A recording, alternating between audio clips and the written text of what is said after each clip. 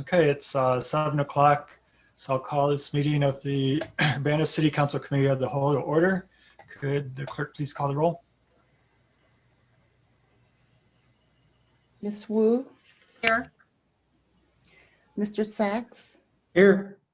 Ms. Hersey? Here. Mr. Brown? Here. Mr. Roberts?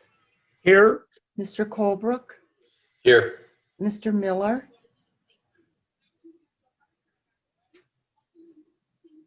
Mayor Marlin? Here. Okay, thanks. Next would be approval of the minutes, but I don't believe we have minutes that are ready to approve yet. Any additions to the agenda? Let the record show that Jared Miller joined us. Next is public input and presentations. There was a presentation scheduled, but from what I understand, that is going to be postponed, although the mayor will have an update during staff report. So we can go right to public input. And I see 2 hands so far. Carol Leff.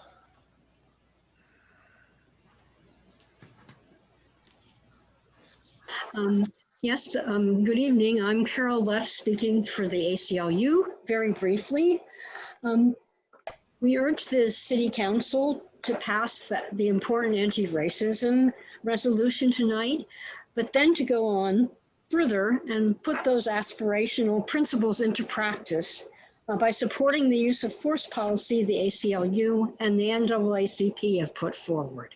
Thank you. Thank you. Next is Julie Laut.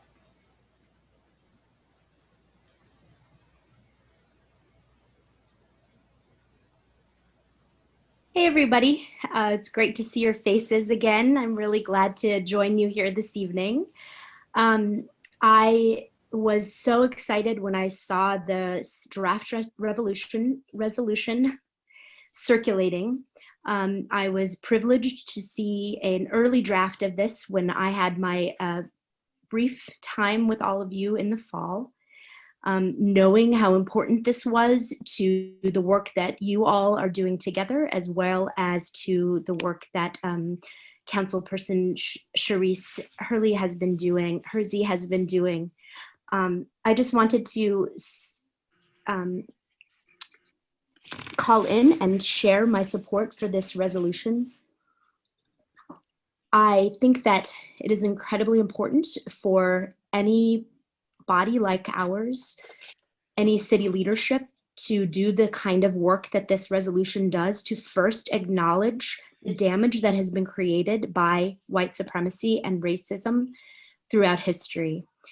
In order to move forward and understand where it is that we need to go, it's incredibly important to understand where we've been, and this resolution provides that basis. We understand that there will be action that emerges from this, but again, this is a basis upon which we can allow some measurement of healing and a platform upon which to move forward.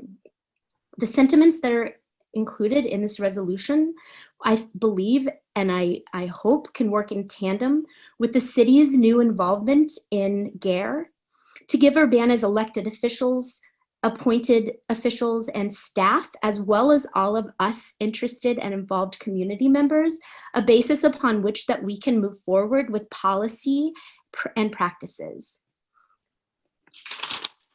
I believe strongly that by understanding the underpinning of what white supremacy and racism has done, we can find within that the necessary work needed to focus work on economic development, working with Cunningham Township, building new and important policies regarding community safety and response to things like the mental health crisis and so forth. So thank you all for the wonderful work that you're doing. Charisse, thank you so much. I know that you put out so much time and energy into this, and it is makes me so proud to be a member of, to have once been a member of your council and to continue to be a very devoted and a member of Urbana. And I look forward to supporting all of you in the work that you will be doing along this basis. So have a good evening, and I urge you to support this resolution. Thank you. Next is Grace Wilkin.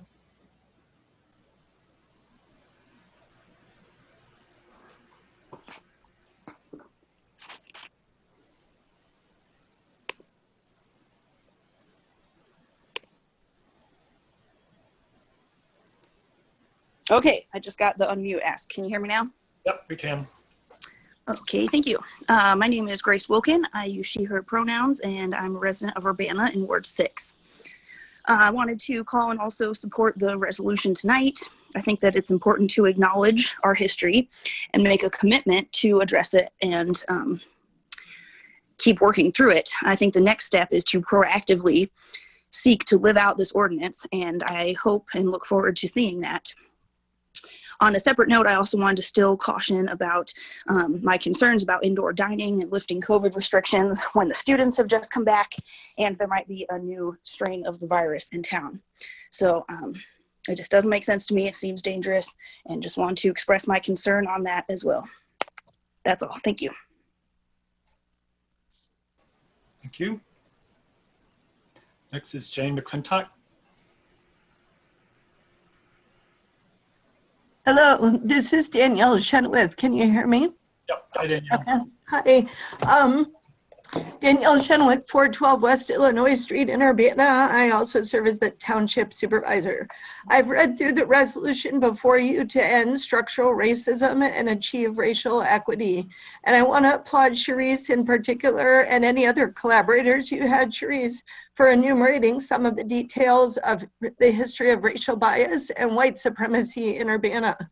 And I appreciate you drawing a bright line in language about acceptable and unacceptable behavior. As chairperson for CU Public Health, we just passed a similar resolution, and I brought up a similar concern to that board as I do to you today. Making anti-racism proclamations and resolution could be viewed as political posturing unless accompanied by specific policy action. In the case of CU Public Health, we did not have specific policy proposals before us, so we created a task force as part of our resolution. Part of the action was creating a task force so that Black, Indigenous, people of color, and LGBTQ staff at CU Public Health who were paid through an additional stipend were invited to assess and bring forth recommendations to us. So that is an ongoing process. In the case of Urbana, I think it's a little bit of a different situation because you have a series of smart, actionable proposals that the public has brought to you in various ways in the last year. I'm going to summarize a few of them here, and I would encourage you to revise this resolution to include specific direction to city staff. As you know, 4 council members may direct staff. So I call this 5 actions the city of Urbana can take now to advance racial justice. 1, adopt the use of force policy changes proposed by the NAACP and ACLU that were just given to you, including de-escalation as a mandatory response, use of force as only objection when it's objectively reasonable, necessary, and proportional, and there are other things in that proposal.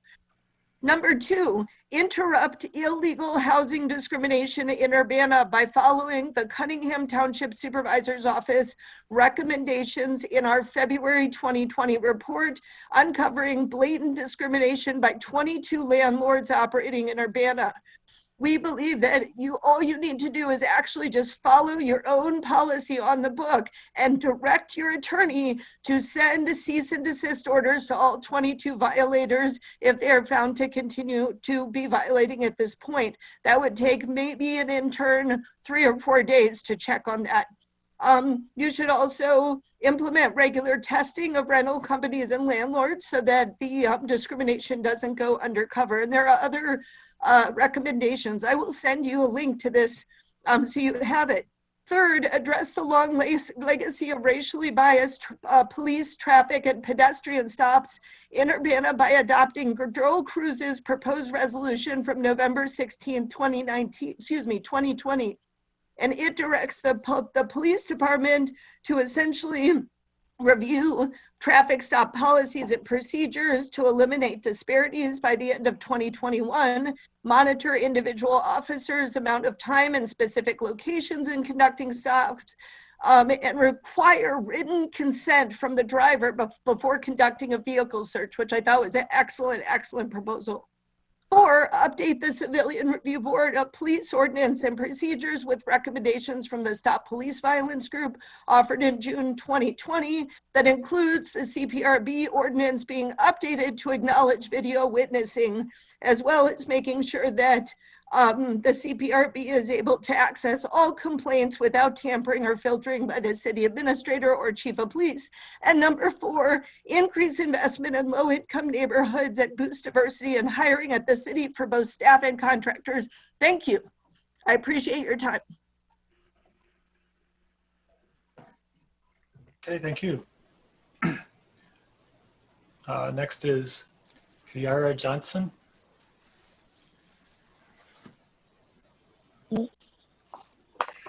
Hello, can you hear me? Yes, we can. Okay, hi. I'm Kiara Johnson. I am a sophomore student at Urbana High School, and I just wanted to address the driver's ed complaints. Well, not yes. Okay. In school, you are prepared to drive. You learn procedures on what you should do when a tire blows out, how you should handle a skid and slippery roads. You learn that you should stay in your car when you are stopped by any police officer and let them know your every move when grabbing a document. The learning process is held up when schools are not equipped with cars that run properly for student driver's education. Being a student in this district, I see new police cars for officers who have transportation at their disposal to do their job.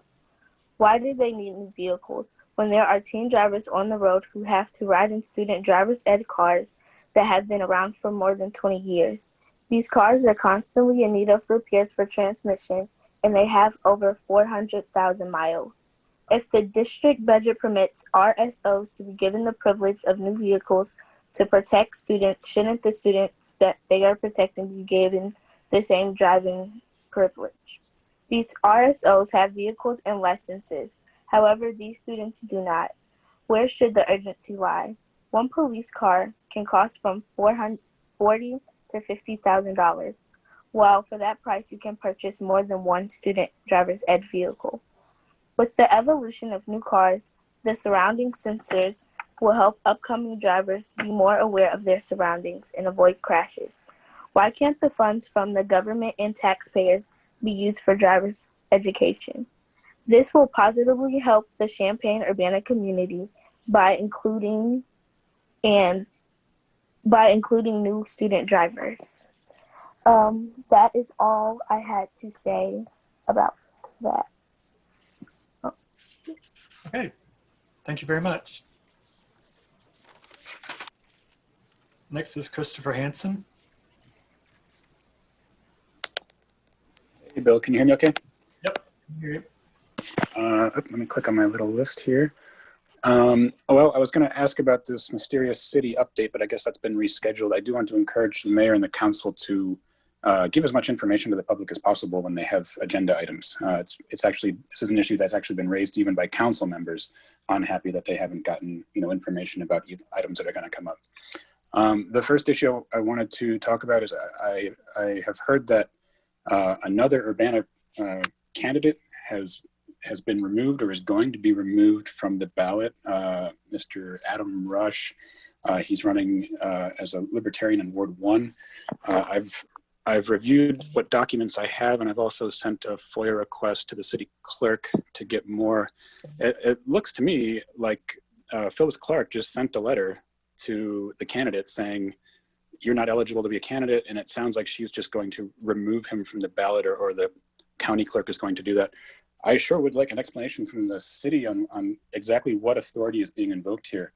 There was no objection made to that candidacy And I don't see a problem with the petition that was filed. So I sure would like an explanation from our clerk on what she intends to do and how and why she intends to remove a candidate from the ballot without there ever having been an objection. It sure doesn't seem right to me. And this isn't the first attempt this election cycle by seasoned politicians to play games and try to boot people off the ballot. So I don't like to see any of that. I'd also like to, I haven't had time to fully read over the use of force policy that the NAACP and ACLU put together.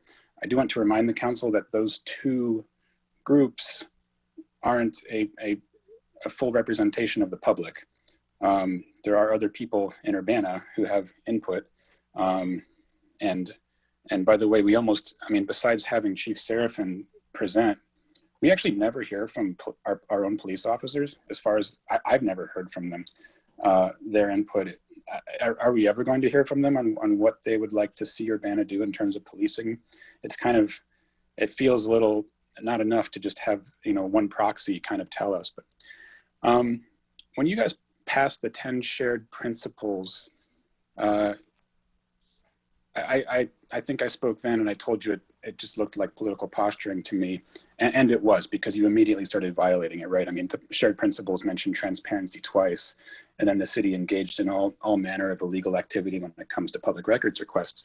And you still haven't really talked about that. So I'm wondering if you're gonna pass this structural racism resolution, is the same thing gonna happen? Is it going to be the case where you pass the resolution and then the city just does the opposite of what the resolution says? Are we going to have more racism somehow?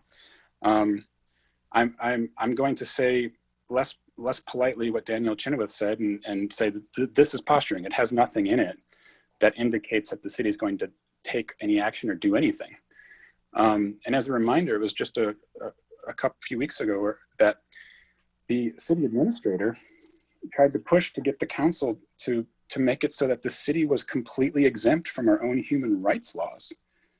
This resolution is not consistent with that effort. 10 months ago, our police beat a Black woman in the street, and our police department said it was all good and okay. And the presentations and everything at the council side was in the direction of saying it's all good and okay. The only person who took a few steps in the direction of saying it wasn't okay was really Jared Miller. So this resolution is not consistent with what our city has been doing and is doing. So I just don't understand the point of it. Why don't we actually talk about something that means something instead of just posturing?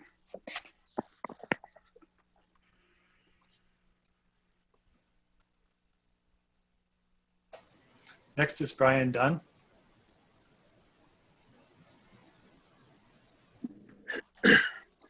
Hello, my name is Brian Dunn. I'm from Champaign.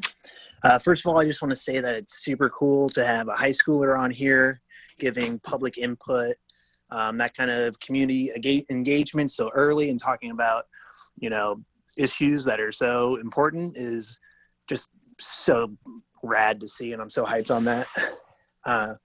But anyway, I want to talk about, you know, if we're going to talk about structural racism, maybe we should look at the city structure that is known for disproportionately arresting Black children and, you know, just Black individuals in general, and pulling over Black people disproportionately.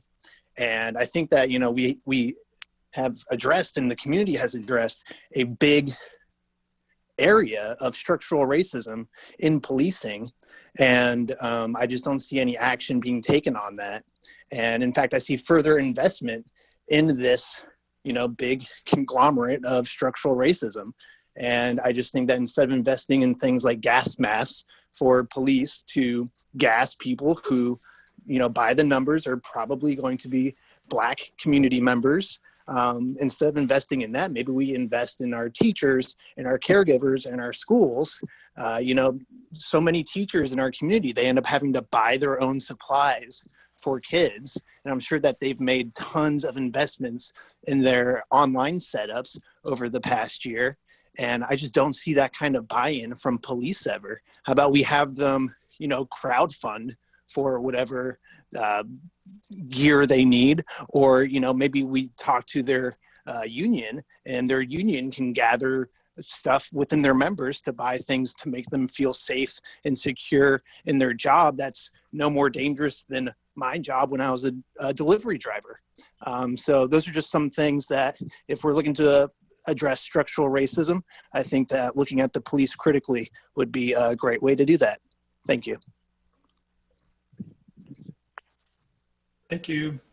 Next is Eldris Melinda Cart.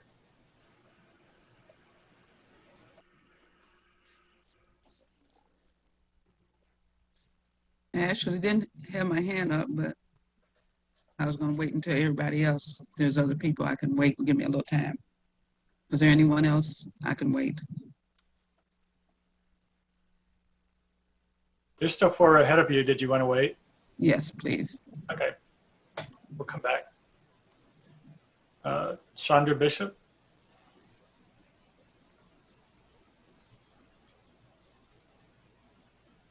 Good evening, everyone. I just wanted to begin with a word of thanks to the council members who brought forth the resolution that's coming up. I wholeheartedly support this first step in moving forward and creating a just and equitable community. The first step is always recognizing the problem so that you can create solutions. I don't have any doubt that this will pass, but from that point, we must move with urgency to create, something like an equity task force to develop a detailed policy agenda and fund an equity plan that resolves key disparities within the next couple years. And we need to put a solid time frame on that. And those disparities should include education, jobs and income, policing, and health and well-being, but should also include other goals as well. This equity task force should identify specific time-bound metrics for each of the key disparity goals and should be guided by validated frameworks like the social determinants of health. I personally have a number of ideas and strategies I would like to see considered as we turn this resolution into action. For instance, if Black and Brown students are more likely to go to schools that don't have the digital technology or live in homes without broadband access, the Equity Task Force should set a goal of eliminating those disparities within 2 years. So to that end, I encourage the council to take immediate action and seek input from minority communities as we work to end structural racism in Urbana. Thank you. Thank you. Tracy Chung.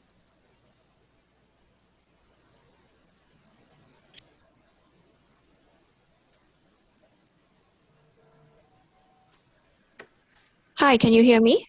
Yes, we can. Okay, hi, I'm Tracy Chong from Urbana. So I see that the resolution committing to end structural racism and achieve racial equities on the agenda tonight. So you resolve to recognize and value diversity in the city's policies, personnel, and investment. And it's also followed by more beautiful language about using all methods and methodologies at your disposal through the city's departments, city council, boards, and commissions. So here's a couple of actions that you can actually take to show that there's meaning behind these words. First, you can remove discriminatory language from the city's job ads. The HRC Appeals Hearing Panel unanimously determined that the city has violated the Human Rights Ordinance. However, from listening to the Civil Service Commission meetings, the members are acting like having the discriminatory language in job ads is just fine, and they are not even acknowledging the problem or discussing its removal. At the same time, you have City Administrator Carol Mitten telling the HRC that the city will ignore the outcome of the hearing. So the city should not be exempt from under the jurisdiction of the HRC, and this is one step that you guys can easily take to show that this new resolution means something. The next thing you can do is make the police complaint process work. We've been working on fixing the CPRB's shortcomings for months, but at every step, city staff will try to step in to protect the interest of the police department. We just saw it a couple of weeks ago when Carol Mitten brought in an outside counsel just to reiterate the same viewpoint as herself, to basically tell the CPRB members that their discussions about the first-hand account and the ability to initiate a complaint was essentially pointless, even though there's nothing in the ordinance that prevents it.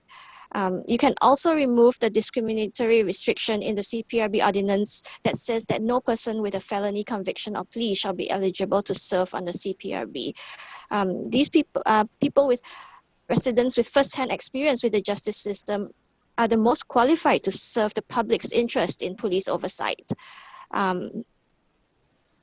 Next, you can also acknowledge the police misconduct and racism that happened when earlier Lewis was beaten by Urbana police officers. So far, it's not been done, but you can start by apologizing and do what the public has been asking for months to remedy the situation. Hold a meaningful discussion on how this happened and how the police officers will be held accountable. Just writing, they will be held accountable, has no meaning if they're not held, if it's not actually done. Discuss how this will be prevented in the future.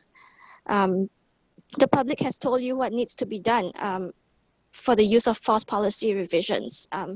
Listen to what the public has been telling you. Thank you. Thank you. Meg McDonald. Hello, can you hear me? Yep. Great. Dear City Council, my name's Meg McDonald. My pronouns are she, they, and I live and work in Ward 5. I have quite a few different things to talk about tonight, but I guess I'll start out with saying happy Black History Month and happy February. I'm happy that this resolution committing to end structural racism and achieve racial equity is on the table. Can you hear me? Dennis, could you mute yourself? Can I get my time back, or? Yeah, go ahead. Got distracted.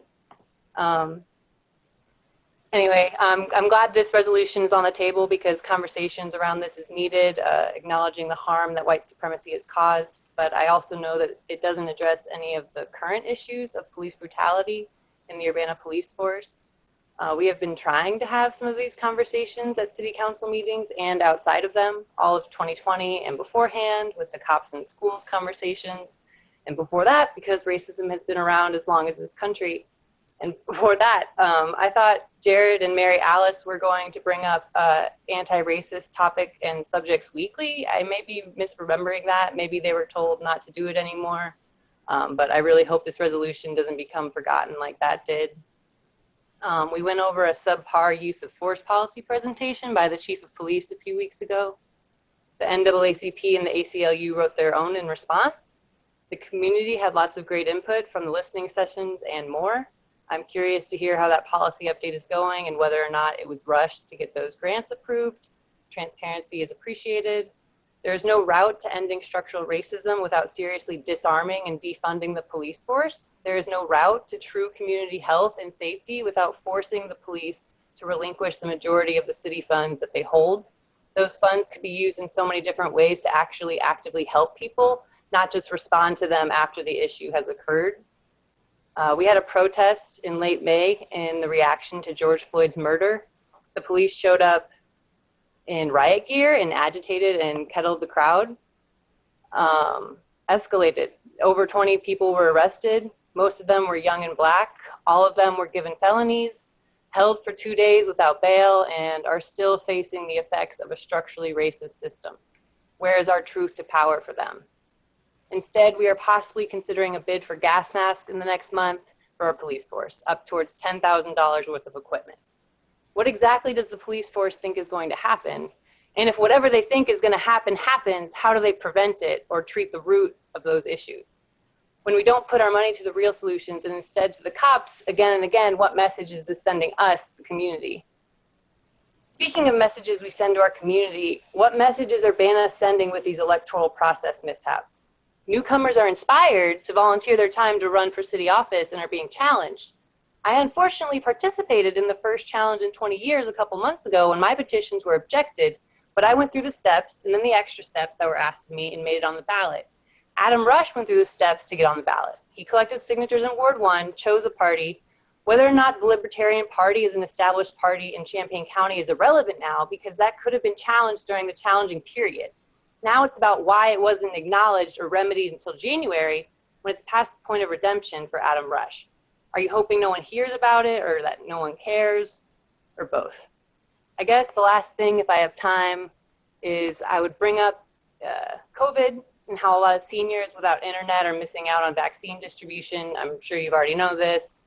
I know we couldn't do mobile testing, but I saw community members suggest that maybe Urbana could be innovative with mobile vaccine distribution vans, something like that. Also, are we ever going to open up a testing site in Urbana? It doesn't look like this. It doesn't look like COVID's going away. It looks like there's a new variant. So getting a testing site in Urbana would be good. Critique isn't condemnation. Inquiring about testing sites in Urbana and asking last week about why we are not using the UIUC saliva testing is a valid question, and I'm allowed to bring ideas and questions week after week, and I will. Thank you.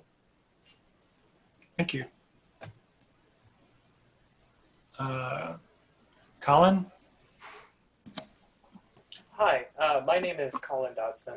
I am a resident of Ward 2. My pronouns are they, them. So I want to echo the support that's been raised for this resolution in upholding the pursuit of racial equity and challenging white supremacy. And at the same time as echoing many of the concerns surrounding how will this be applied to the city of Urbana's relationship to the police force, how much money is spent there, and the concerns about actionable results out of this. But since those have largely been covered, there are basically 2 points that I'd like to make. In general, this resolution does make a good point of using present tense language. However, it's not consistently applied, which I think falls into a little bit of a trap where we tend to think that racial oppression and white supremacy and all of these things are artifacts of the past when they are still ongoing active harms being conducted and reinforced by the society that we currently live in. So I would make a recommendation to at the very least make that acknowledgement explicit, whether it's in this resolution or in updates to it in the future. Beyond that, this is a great start. However, I think, again, it is important to emphasize and to identify roots, right? You know, I call myself a radical, and what I mean by that is root seeking. I try to identify the source of problems and how to best address them rather than to, you know, put a Band-Aid over the symptom. With that in mind, we also need to address the longstanding economic impact and legacy of white supremacy, as well as its continuing impacts. Consider, for example, that after the end of World War II, when slavery was officially abolished, the former enslaved people in the United States were not compensated, never received reparations or restitution for the generations of harm caused, but slaveholders were. Bearing that in mind, not only have populations in this country whose legacies have been shaped by these oppressive institutions never been made whole for them, economic harm continues, you know, through the form of gentrification, through the form of over-criminalization, exclusion from job opportunities, housing opportunities, et cetera, et cetera, et cetera. So how do we address the economic justice perspective as it concerns racial justice, racial equity, and challenging white supremacy? Thank you. Thank you. Sarah Nixon. And then Elders, you'll be next.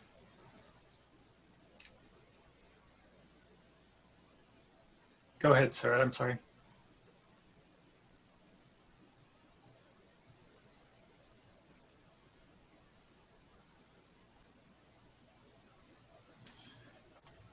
Sarah Nixon.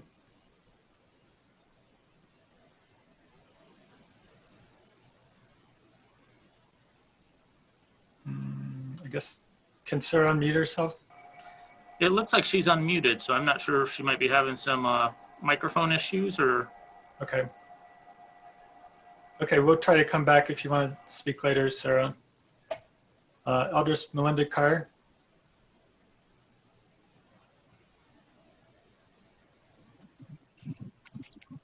Good evening. Can you hear me?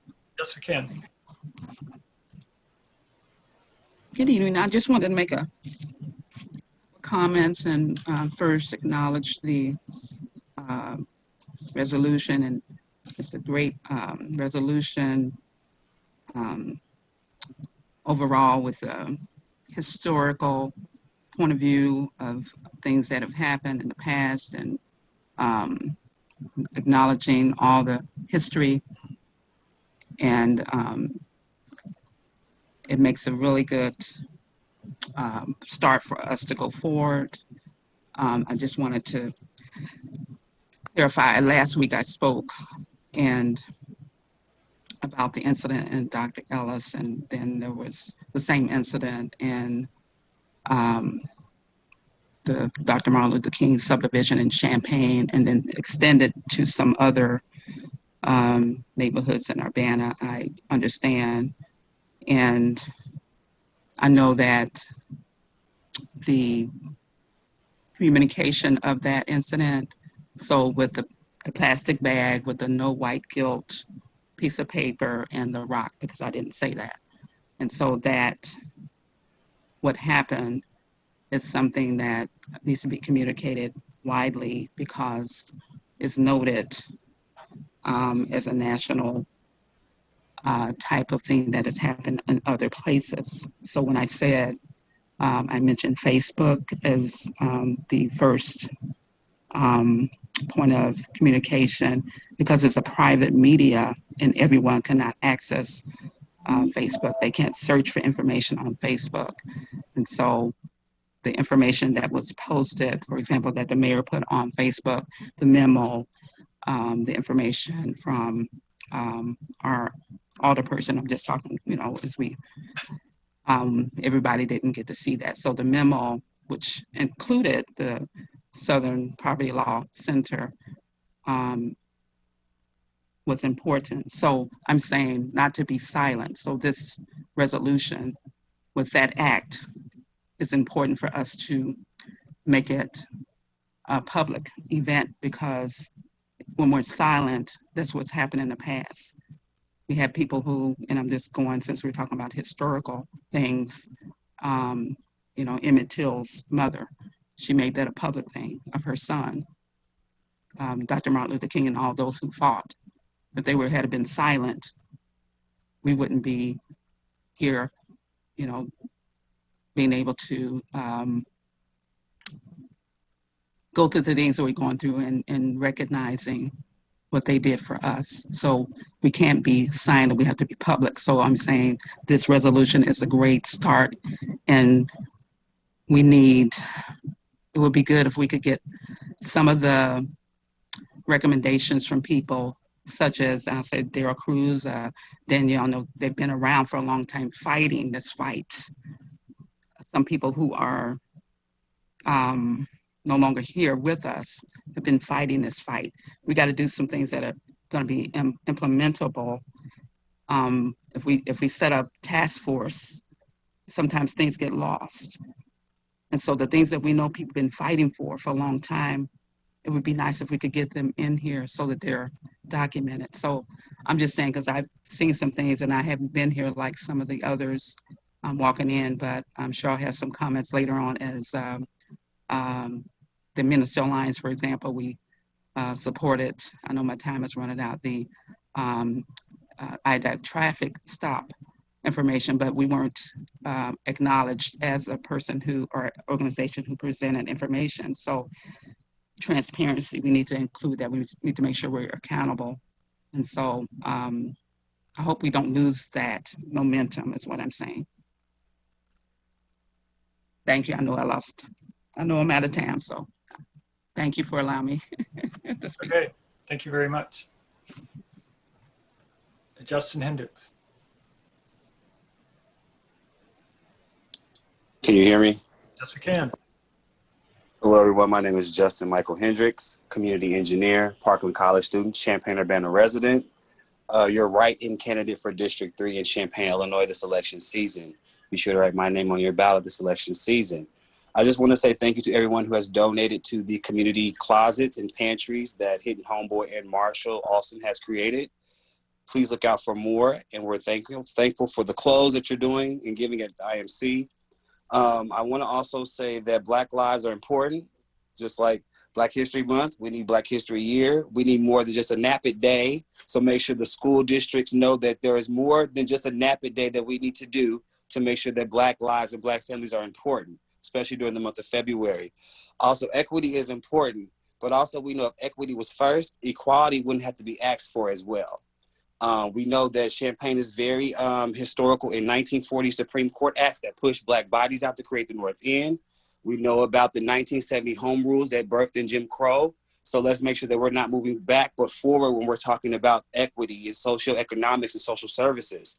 Also, when we say this equity that we need for Black bodies and Black communities, let's go ahead and defund the police and take that equity out that budget, because there's no reason we need a SWAT team and SWAT gears and shiny suits. What they can do to equity, they can be like the city of Austin and their city council when they voted this past week to purchase a hotel and turn it into 60 units for permanent supportive housing for people that are experiencing chronic homelessness. And they're voting coming up soon to purchase another hotel. So they're doing it for more than just a demographic of Black bodies, but a large demographic of homelessness that they're doing and providing services for. Also, when you're talking about this with this equity, make sure you're investing into the Black preschools that are around town. There are plenty of Black preschools that are in-home doing childcare services and more. Invest in these in-home childcare services as well, because there are many services that are not being provided for them and they need that equity. Also, when you're investing in equity, don't just invest in the Black businesses that you always see. There are more Black businesses than the ones you always are investing in to get that clarity or that charity for the pat on the back for the Black community. Start investing in more Black businesses. Also, bring more healthcare in the community at an alarming rate that the capacity of mobility and transportation is met, and it's improved with more community-driven clinics in the community. Also, in closing, starting every Tuesday, as in tomorrow, Hidden Homeboy is hosting a mental health series called My Black Mental Health Matters on different topics from LGBTQ to people over 40, to men, to women, even the community, the disabled community. Make sure that you are checking out tomorrow with Hidden Homeboy, collaboration with Up Center, and the public health will be discussing tomorrow via Zoom. You will have the link tomorrow, Hidden Homeboy at 6 o'clock every Tuesday for the month of February. In closing, shout out to Meg for doing the work in Ward 5 and how you are taking up for Black women and making sure that they are also seen in comfort for like Aaliyah Lewis. Also, Colin, thank you for also in Ward 2 and also for hosting for Cancel the Rent, because we know there are a lot of Black bodies that are facing rent and a lot of discriminations that go along with rent and properties, such as slumlords who try to discount and disadvantage Black bodies. With that being said, y'all take care. Justin Michael Hendricks. Okay, thank you. Sarah Nixon.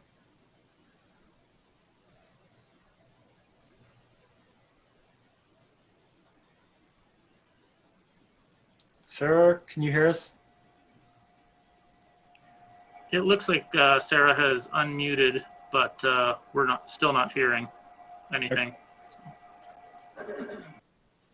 Okay, sorry, Sarah, can't hear anything. Bo Barber.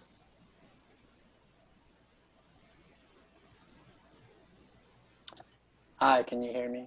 Yes, we can.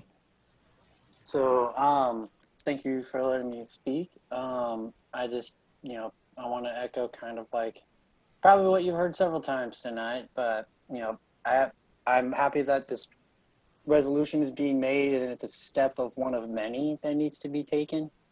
I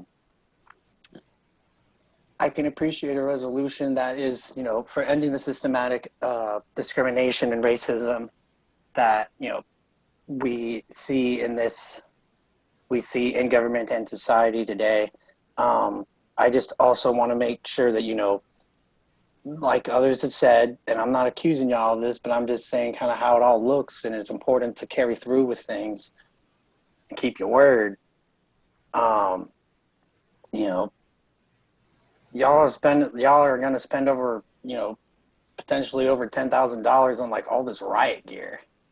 I mean, I don't really know how these ballistic helmets have ever stopped racial discrimination, but I'm just some podunk kid out in the rural part of the county. What do I know? I don't see how, unless these are like riot helmets of friendship, how stuff like that's going to solve that problem. And instead, that money could be invested into more things that are doing to prevent crime rather than address the response to crime. But like I said, I do appreciate the time and labor spent into making this resolution. It's an important first step, and I think that it's a great thing y'all have done here in this regard. I just want to make sure that you got to have good follow through. Otherwise, we're going to be mad about this if you don't follow through, and we're going to be back here like we are every week, but we'll be madder. So I think we can all agree. I don't want to be here on Monday night telling people off, not telling people off, but being all angry and stuff, But anyways, hope y'all have a good night. Oh, also before I forget, water shutoffs are still happening. So, yeah, those are still happening by the thousands in the entire state. And interested to see what we see on around, should be February 15th. We'll find out what the numbers for January were. And yeah, it's not good. So anyways, yeah, people losing their water, it's important. You need water for pretty much everything to live, stay healthy, be hydrated, my God. And anything you can and are able to do, well, go. You got to go beyond at this point. You got to really stand up for your people here in this city, in this municipality, because people are getting their water disconnected, and this has got to stop. I mean, yeesh, I don't know. Anyways, y'all have a good night. Okay, thank you. Sarah Nixon, do you want to try one more time? Hello, can you hear me this time?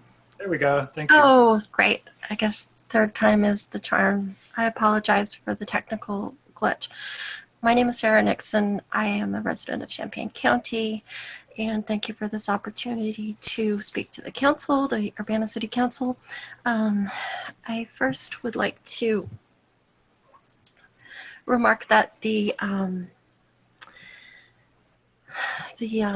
resolution committing to end structural racism and achieve racial equity is an extraordinary document, a historical document, and I'm so proud of Urbana to see it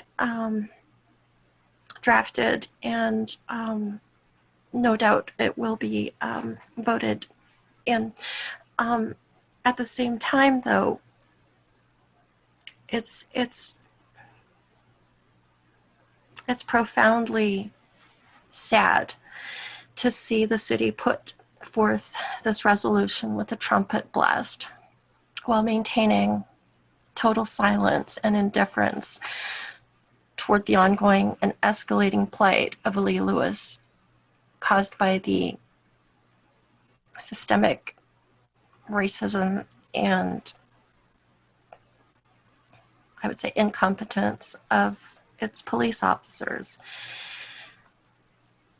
If Urbana wants to earn the community's respect and trust, they need to do more than write flowery resolutions. The city needs to end its appalling, immoral silence and take action immediately with regard to Ms. Lewis's case, consistent with the values and the resolutions expressed in this declaration. Additionally, as others have pointed out this evening, Urbana needs to invest actual budget dollars in supporting Black-owned businesses in Urbana's marginalized neighborhoods, as well as establishing affordable and good quality grocery stores in its food deserts. And that's just among other things. I would also like to comment on, in response to a letter or an communication that was sent out by City Council Alderman Eric Sachs to the Urbana Neighborhood Association, the community's listserv or email group, wherein Mr. Sachs effectively takes credit for, let's see, for having some kind of substantial hand in bringing about this resolution. And I was very sad to read and surprised to read that email, as I am one of the multitude of voices who have, it's not about me, but I have witnessed a multitude of voices and efforts made by people for many months, the better part of 2020, advocating energetically and with great dedication to bringing about these reforms. And I just want to support, I'm running out of time, so I won't go into detail, but Ms. Chong has written in response to Mr. Sachs' misrepresentations, and I wanted to support Tracy Chong's illuminations of the reality, and just express my sadness that Mr. Sachs would misrepresent his involvement and his role in bringing this resolution into being. Thank you. Okay, next is Haki. Hello, can everyone hear me? Yep. Yes, we can. Ooh, hi, my name is Drake Mateer. I am a recent graduate at the University of Illinois in community health. I'm going to be quick tonight just to echo what everyone said. And I've talked about it multiple times, the subjectivity and the objectivity of racism, how a resolution is a subjective measurement. You can say that you're changing your sinister ideological ways, or you're actively redistributing wealth to the people, the objective measurement. So I stand in support of the resolution, but the resolution would go better with some legislation. I have said multiple times the need for the Richie Turner Law, which helps protect homeless individuals, and homeless individuals include domestic violence victims / survivors who are actively running away. And so in Champaign County, the number of homeless people may be decreasing, but the percentage, the demographic change is exponential, with a high increase of Black women and Black children and LGBTQ folks becoming homeless more. So we have to acknowledge that. So as long as we can have a resolution, but let's do this Richie Turner Law. As my brother Justin said, I will be giving a presentation on February 16th, my birthday, regarding talking about the Richie Turner Law, which we are writing up, in which we will have petitions ready for people to sign, and for the people in Champaign-Urbana to actively understand what are we looking for within the Richie Turner Law, and be prepared for any pressure or escalation on our part, because again, we need this done. Along with that resolution and that legislation, I pledge support to Meg, to Jared, to Grace. I'm pledged solidarity with them and everyone else running for Colin as well, everyone that was running for office this year in both cities. But yes, tune into Hidden Homeboys Up Center and the CU PhD's Black Mental Health series. I think you will learn a lot about, from us as a people, what we are in need of and what we have been asking for centuries. So I end with that. Again, Richie Turner Law, we have it done. We have it done.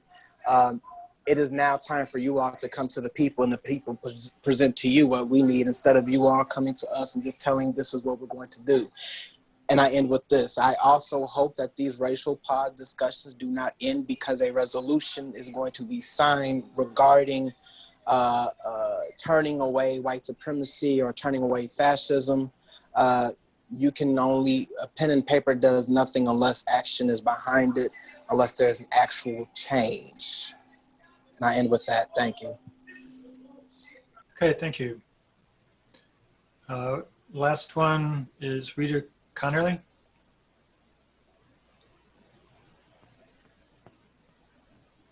Good evening, Council. Rita Connolly, resident of Champaign.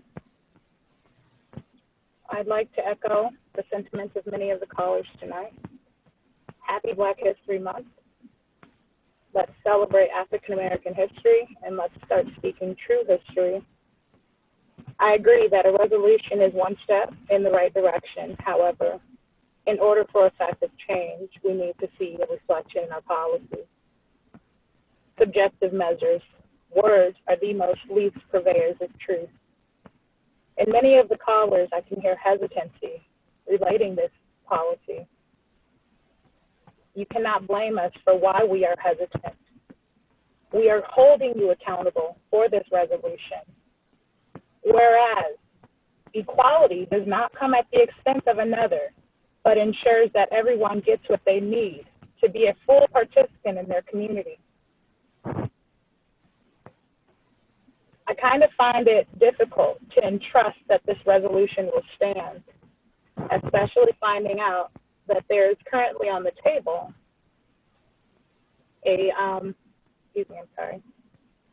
a presentation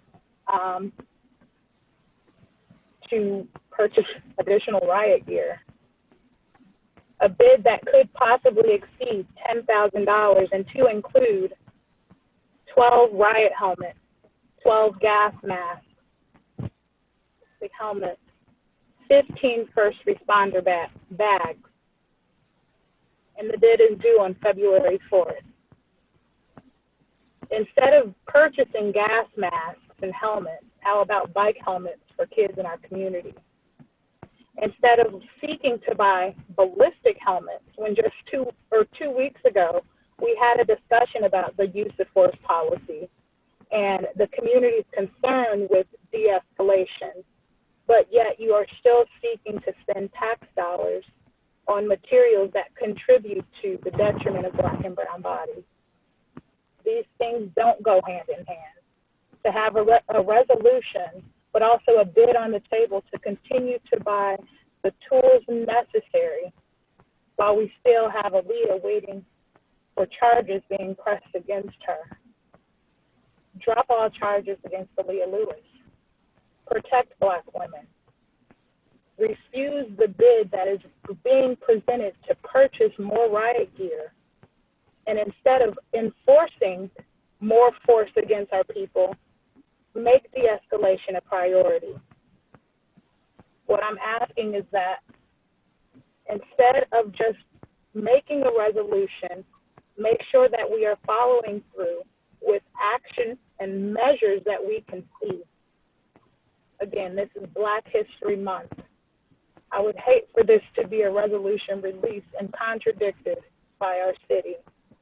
Thank you. Thank you. Bill, I do have a note here that Reverend Dr. Underwood was having some issue raising her hand. I was going to unmute her and see if we could get some public comment from her. Okay. Reverend Dr. Underwood.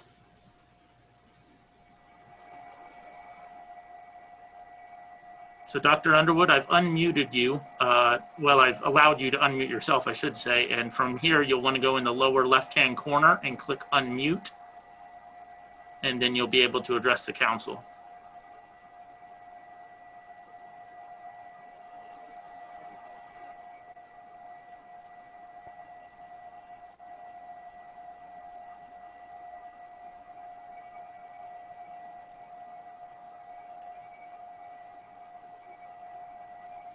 We'll give you a couple more seconds here, but you'll just want to go to the bottom left-hand corner.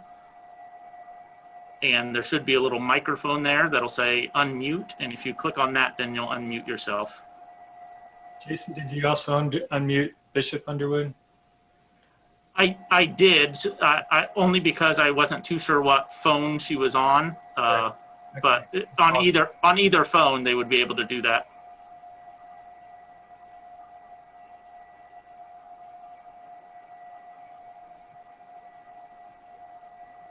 Unmute, can you hear me? Yeah, we can hear you now. Yes, we can hear you now, Dr. Underwood.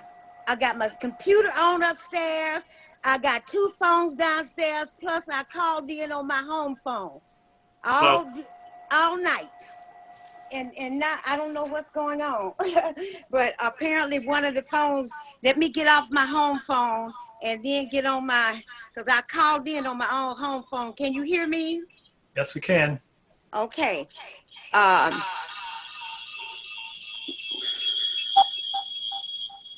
Hello? You've got, yeah. I'm going to have to turn some of these phones off. Okay, can you hear me now? Yes, that's better. Okay. Lord, I got 3 phones and a computer upstairs. I don't know what's going on, but anyway, what everybody else has been saying, I agree wholeheartedly. I've heard. Now, one phone, Bishop, see, can you turn this one off? Let me turn that one off. Okay, I got that one off now. Okay. Action speak louder than words.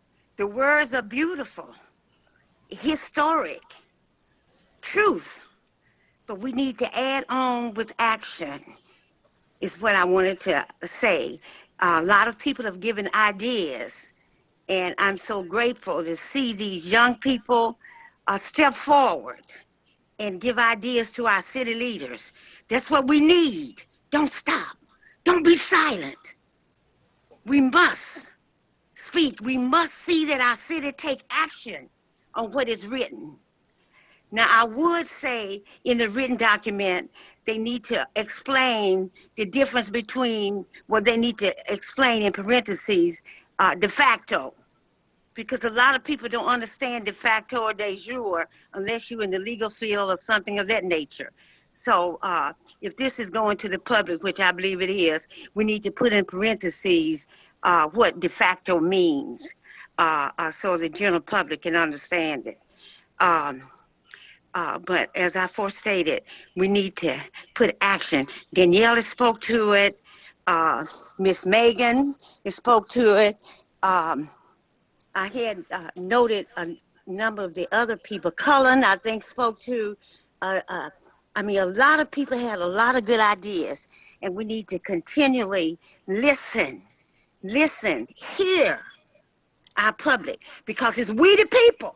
Don't ever forget that we the people, we do not want to lose our democracy and our republic. But we the people got to stand, and when we've done all we can do to stand, we got to stand therefore. That's biblical. And you stand by not being silent. It's not easy to speak up. Yes, you're going to be retaliated against. There are going to be reprisals. But you still got to stand. You still got to let your words be heard. I would just like to say one other thing, because my time is maybe almost up. For years, we've been fighting the consent decree and all. And I was talking to a friend the other night about Chris Evans. I'm glad to see him running because he's been with us all the time.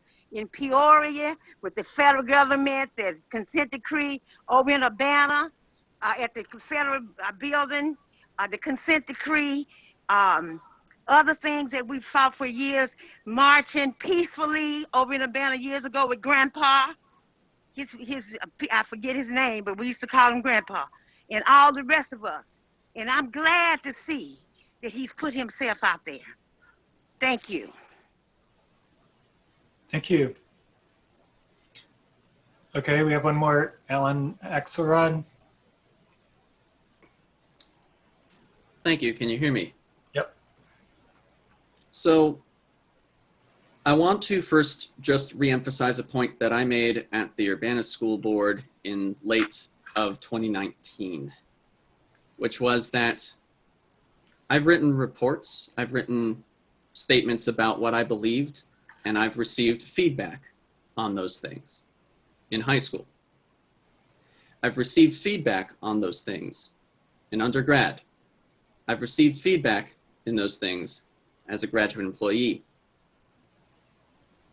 And I've frequently witnessed this body being hostile to feedback. that's disappointing. I'm glad to see that it seems to be accepted more openly tonight.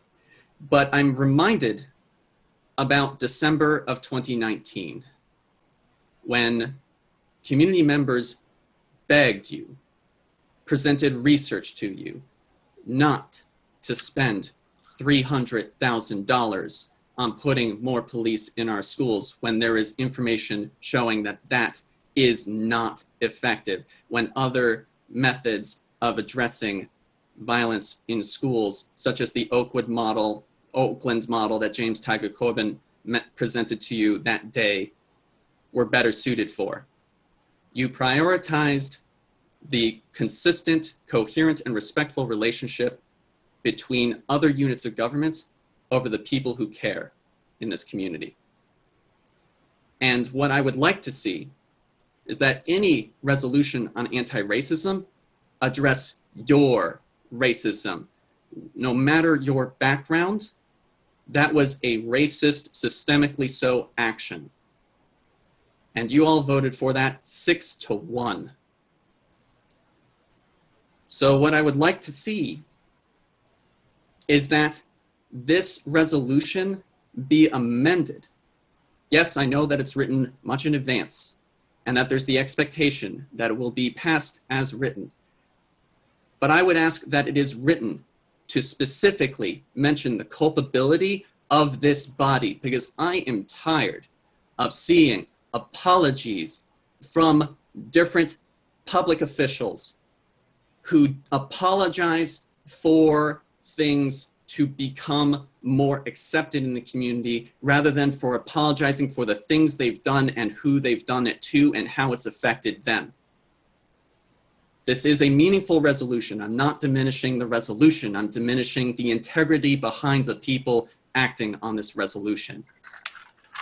So with that, I would like to say that we have a People's City Council event Thursday at 7 p.m. featuring a dozen candidates for municipal government who have pledged to not only end chronic homelessness, but to also defund the police and to end or to close gaps in our domestic violence survivor support systems. These are fundamental and basic changes that we all need to see. And for the folks who are disproportionately affected, it is inherently anti-racist. Have a good evening. Okay, thanks. Okay, that is it for public input. We did get a couple of letters. I don't think either one of them were designated to be included in the minutes. One from Daryl Cruz, one from Edgar Garrett. So next we have staff reports.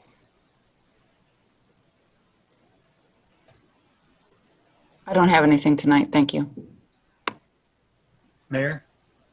I had a couple of things. First is a proclamation for African American History Month. So whereas National African American History Month is an occasion to rediscover the stories of African Americans and the gifts of freedom, purpose, and opportunity they have bestowed on past, present, and future generations. And whereas it's also a time to commemorate the contributions of Urbana African Americans that have enriched our community today. The city acknowledges that Urbana African Americans have faced segregation, racial prejudice, and discrimination, and recognizes the ongoing struggles that these same citizens have had to endure in the environment in which they work, play, and live. And whereas we recognize that racism is a threat to public health, not just to the African American diaspora, but to all of us who share Urbana as our home. And whereas, by their example, Urbana African Americans have given people of all backgrounds confidence, courage, and faith to pursue their own dreams, no matter who they are or where they're from.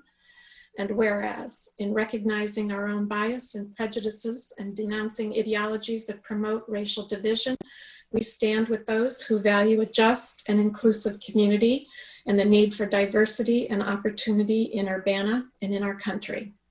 Now, therefore, I, Diane Wolf Marlin, Mayor of the City of Urbana, do hereby proclaim February 21st as African American History Month in the city of Urbana, Illinois. Thank you. Okay, so I think that was February of 2021, not February 21st, right? I misread it. Thank you. February 2021. Okay, thanks. I do have some information, a COVID-related update as well. Okay, go ahead. Okay. First of all, I wanted to let people know that it was a welcome. We were informed and we had our first phone call with the White House Office of Intergovernmental Affairs. So President Biden's administration is going to be providing regular updates to cities. I believe it's going to be twice a week. The first call focused on the federal response. They're calling it the American Rescue Plan. There are three components. Not a lot of details were given in this first call, but the first component is containment of the virus and an emphasis on vaccination. The second component is direct financial aid to individuals. And then the third component is support for communities. And upon further questioning on that one, it's not clear whether there will be direct financial aid to cities or whether it comes kind of in an indirect way through to schools and that sort of thing. But in any case, it's aid to communities.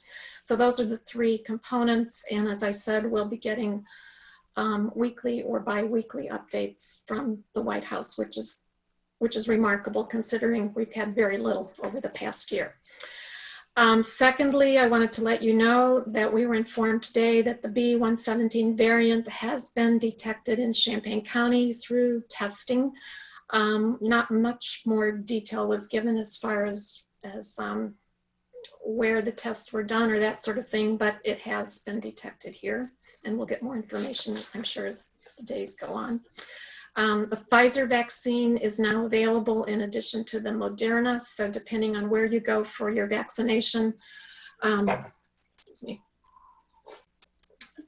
you'll either get Pfizer, which has a 3-week cycle. So the first vaccine will be when you get it, then 3 weeks later you'll get the second, or Moderna is 4 weeks between the vaccines. But that's good news that those options are available.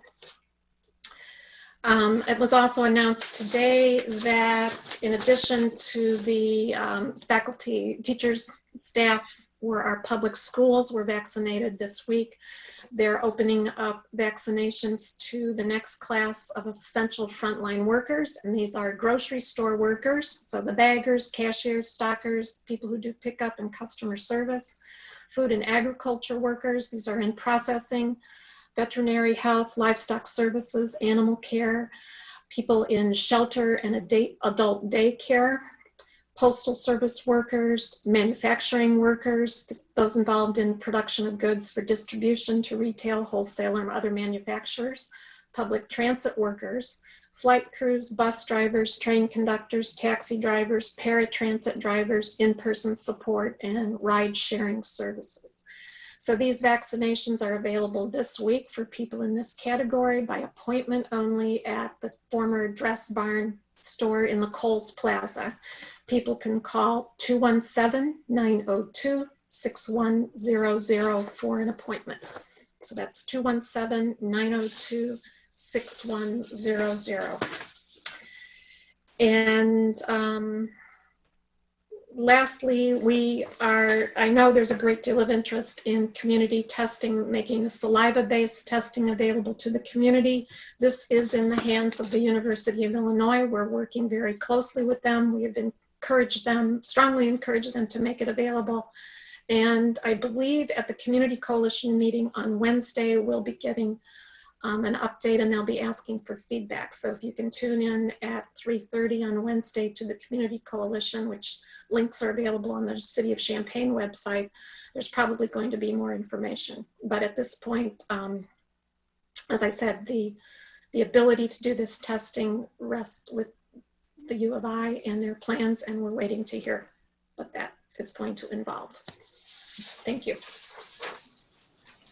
Thank you. Question from Sharice. Yes.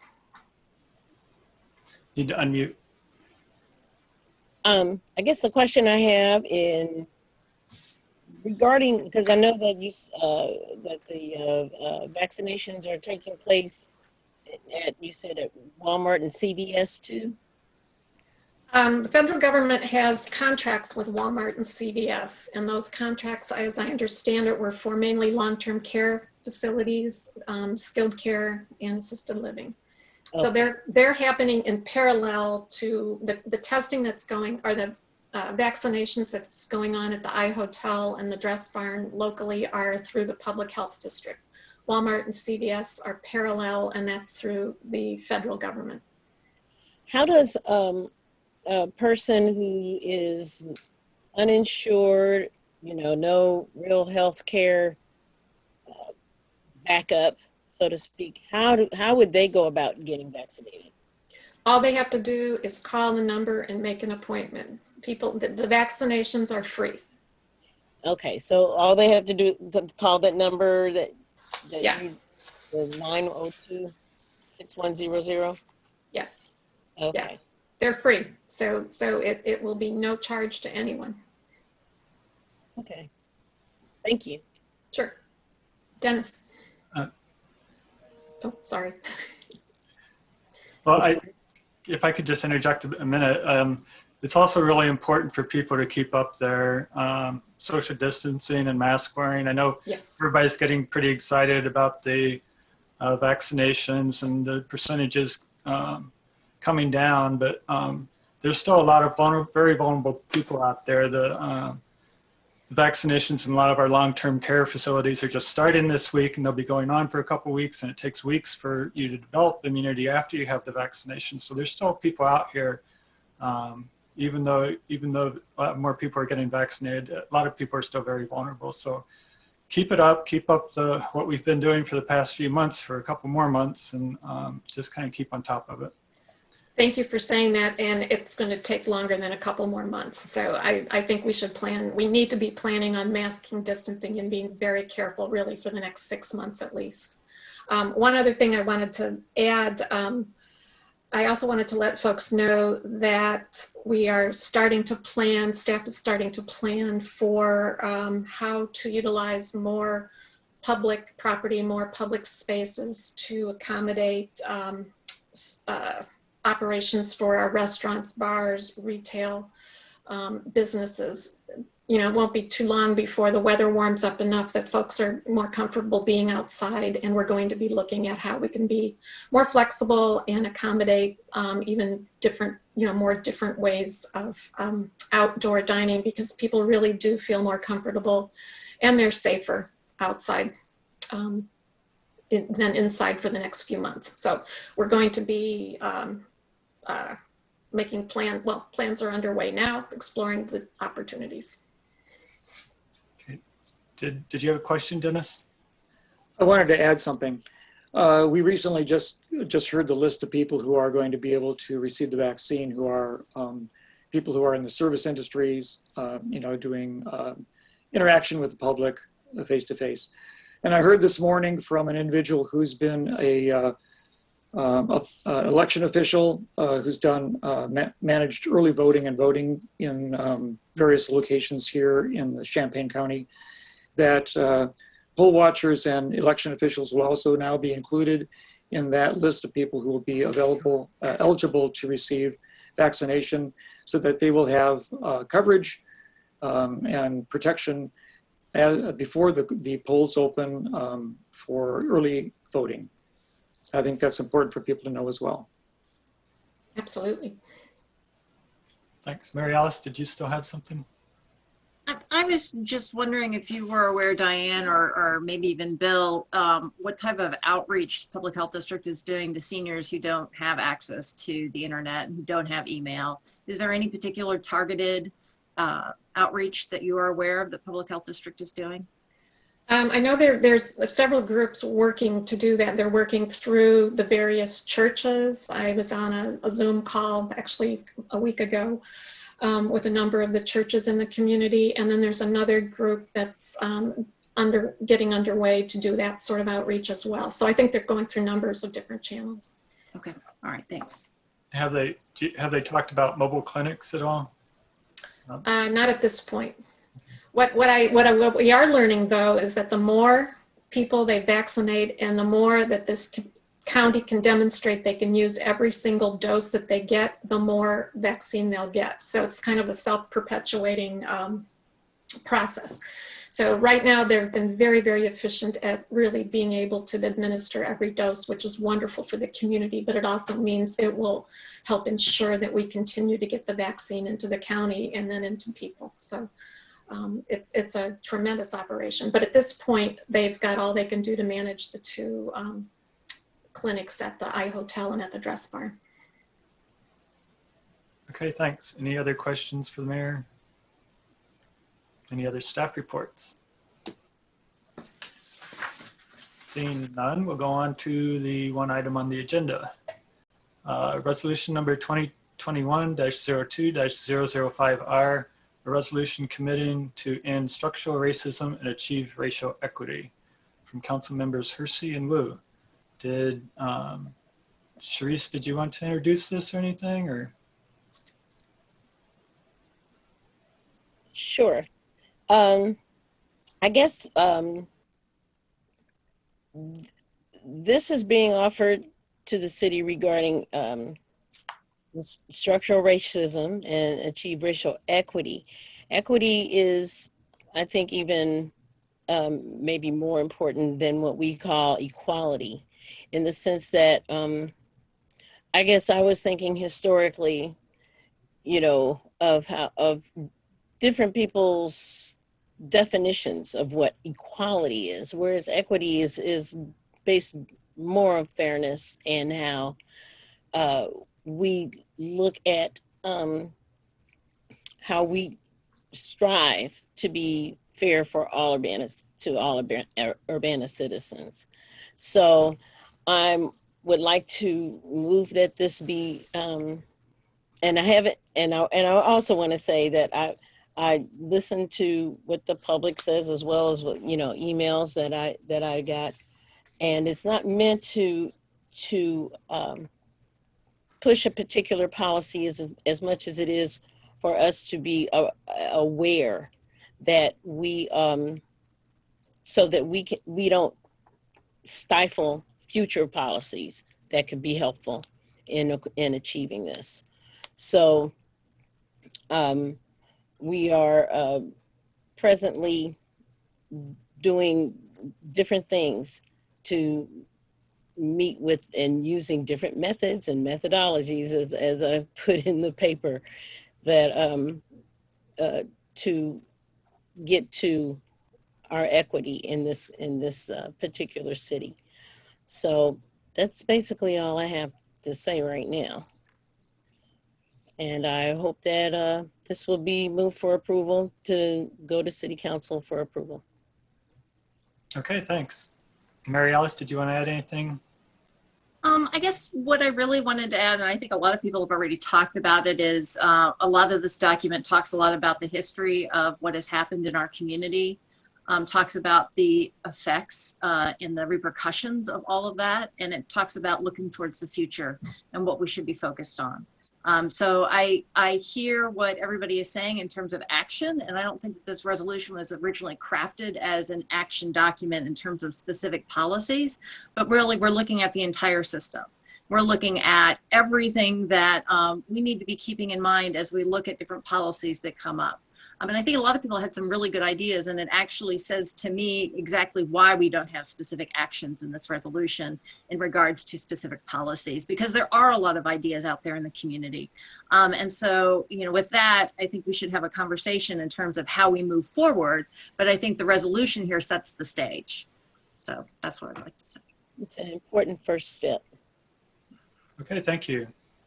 Any questions from council for Sharice or Mary Alice? Yeah, Dennis? I think that Sharice offered a motion, and I'd like to second it. Oh, I don't think a second had been received yet. Did you move it, Sharice? Well, I guess I did kind of passively. I'm sorry, I didn't mean to do that, but yes, I wanted to It places it on the table to discuss. That's fine. Dennis, would you be amenable to letting me second that motion? I certainly would, actually, and I thought Thank maybe you'd step right in to do it anyway, so that's fine.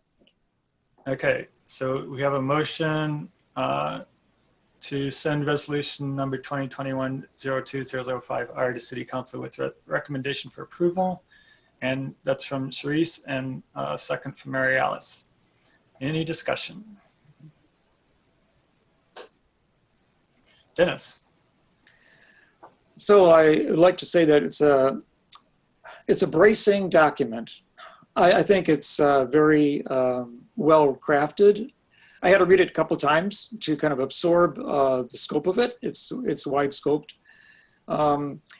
I found it very interesting that you talked about the history of our community and how at various times here, right in the city of Urbana, Champaign, but we're talking about Urbana, there were instances of obvious racial disparity and white supremacy. I mean, the most obvious is the fact that the Ku Klux Klan had an operating organization of a couple thousand people here in the community, and when they purchased the somewhat foundering Illinois Theater that was just down the street from downtown on Springfield Avenue, they used it as a meeting hall for several years. Ultimately, the theater burned down and was removed, but that was in a time when there were so many there's so many social agencies, not agencies, but clubs in this community. It was one of them. It was an unfortunate one, but of course it was the era of, well, it wasn't a great era for equity in America at that time. But also you touch upon the fact that equity exists today, lingers today, after the U of I thoughtfully retired the chief as a university symbol. And I think that anybody who is reading the intent of this document has to also acknowledge that when you stereotype a whole nation and characterize it by a pseudo performance during a football game, yes, you really actually are working with a racial stereotype image, and the university appropriately retired it years ago, and we are still, of course, hearing people miss the experience because they feel like it created a feeling of excitement and loyalty to a team. But at this time, we need to move past the team and past that kind of loyalty. We can still engage and enjoy the sports, but we are now older, wiser adults looking at the past with perspective and the rationality of time passing so that we can evaluate the choices of our fathers, perhaps our grandfathers, and readjust the direction that we're going. So I appreciated the comment about that as well. Many of the people here who've spoken tonight have had thoughts that were very valuable. And I think we'll see the fruits of those coming in the future. I think that Sharice was right that this, and Mary Alice Wu was right that this is a document that sort of sets a direction, but it doesn't necessarily fill the cargo hold with the changes and the policies that we're going to be looking at and evaluating in the future. But we, of course, want that public input. It helps guide the city council. And the city council, I think, is respective of those comments. So, watch the space, and we'll bring actions forward that will try to remedy as much as possible, and maybe through steps, the request that the community is looking for. And certainly it's timely. Thank you. Anyone else? Jared. Two questions. One, I didn't know if there was going to be a better time to ask than we were at the meeting, so I'll just ask it now. Are Sharice and Mary Alice, you guys open to grammatical edits and things of that nature to what's written in there for, we had some comments that were about, making sure that we explain some things in a more clear way.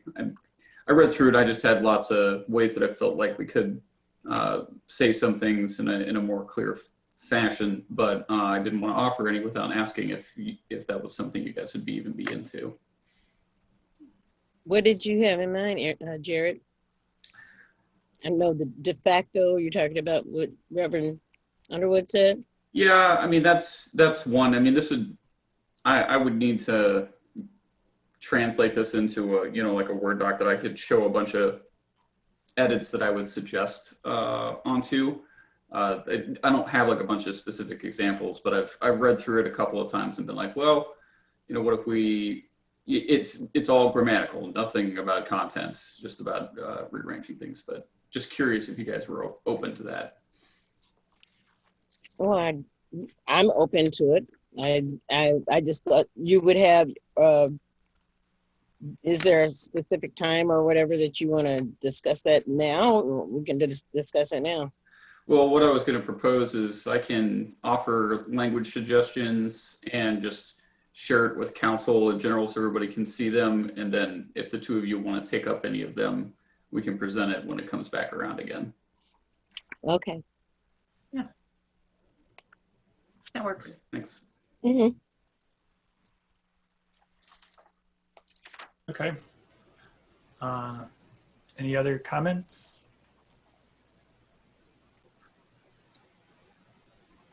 I just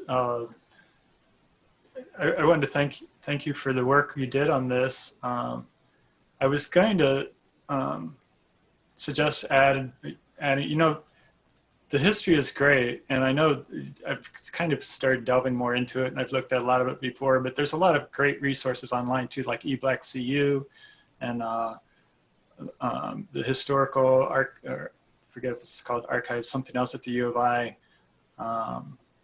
and just a lot of newsletters and a lot of Black history that also celebrates the work that a lot of the activists have done over the past 50 or 100 years. So I was thinking maybe we should put something in there about the importance of the activism and how it's helped move us along, and we'll continue to rely on that. But that might be a whole nother resolution. So I think it stands pretty well on its own. I'm not, I thought I'd suggest that, but I'm not, it doesn't matter to me at this point if we put that in there. I think hopefully we recognize all the work that's happened over the years. I think a lot of the history, a lot of the policy decisions have already been made. I think a lot of it is executing the policies we have, following up, and maybe increasing reporting so we're more aware of where we can improve. And I think this resolution should give us more cause to make sure that happens. So that's my main comments on it. Any others?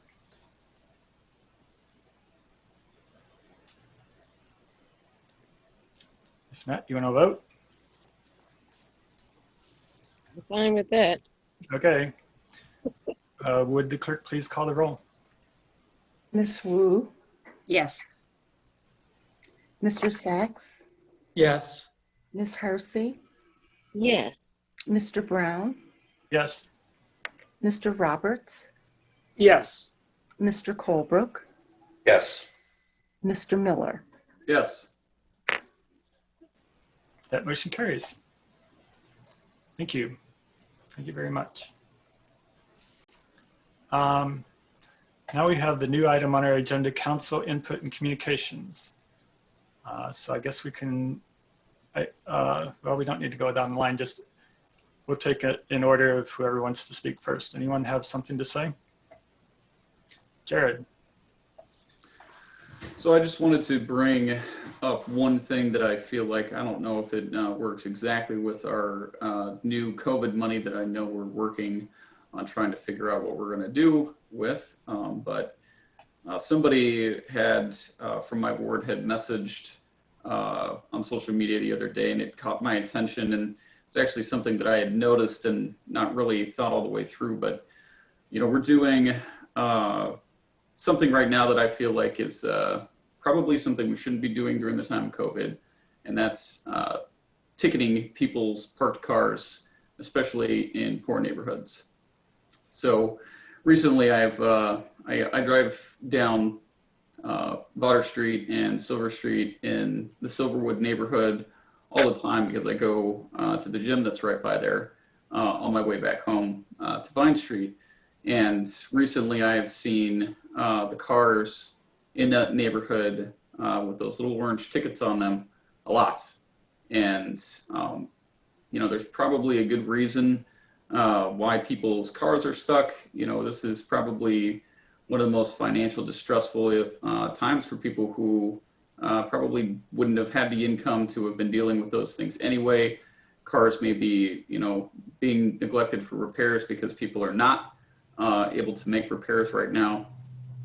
So I'd really like the city to consider a program with our current COVID money to be able to offer relief to people who are unable to pay parking tickets and fines, especially on idle vehicles in our neighborhoods. I know that they're often a blight, but I think this is an exceptional time for people who are struggling to do that. I had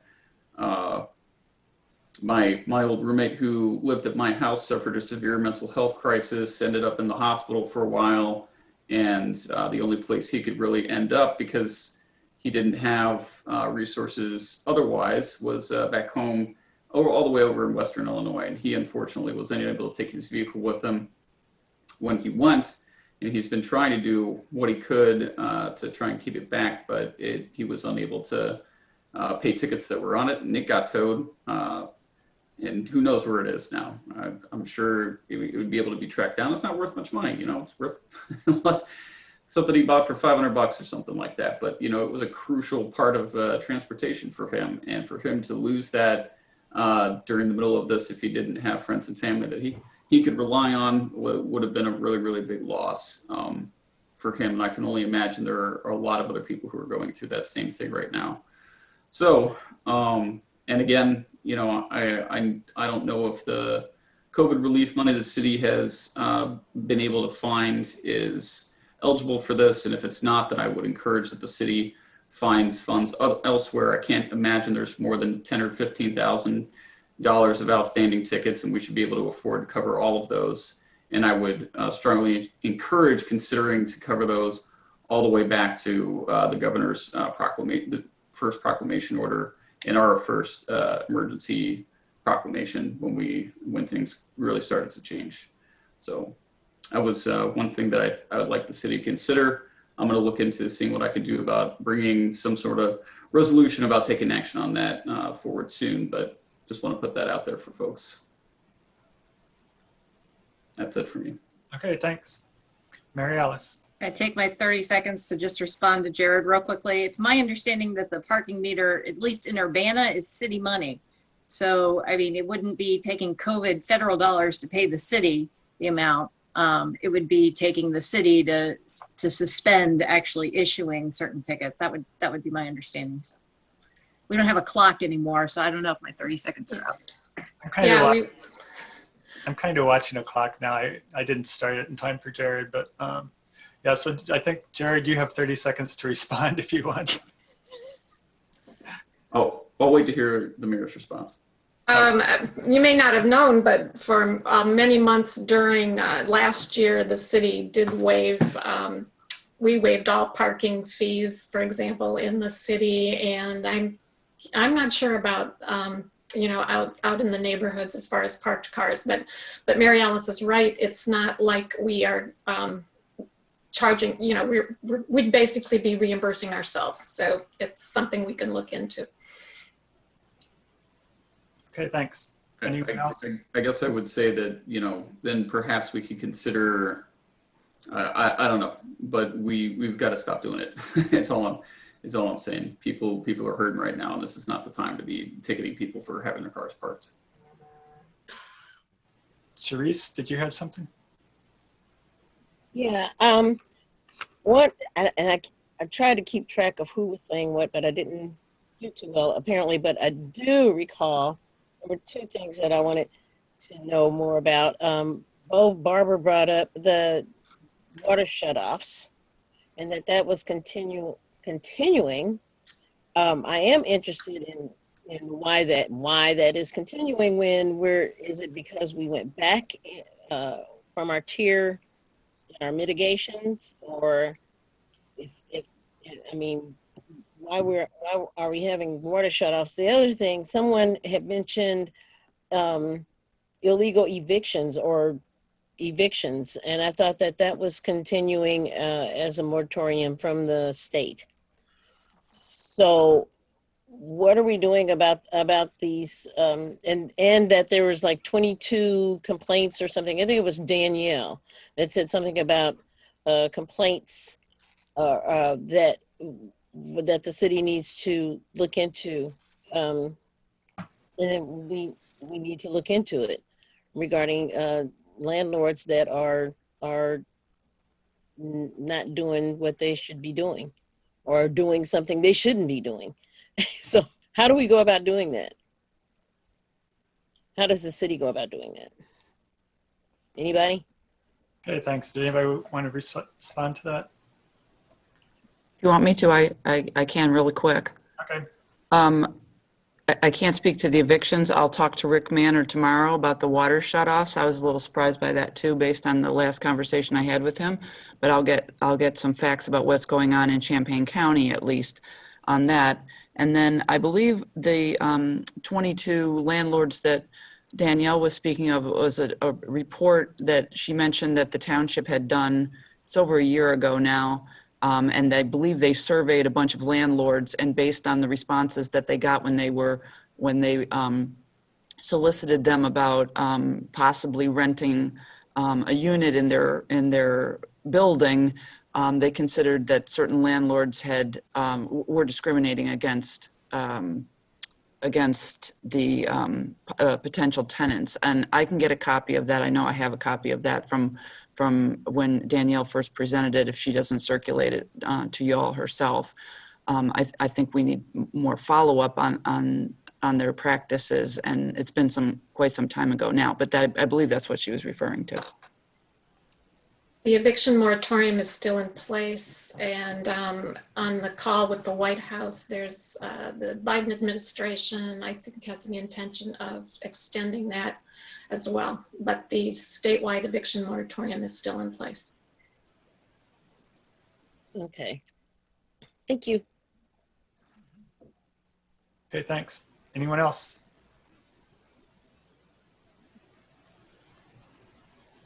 No more council communications? Okay, seeing none. Thank you all very much. This meeting is adjourned.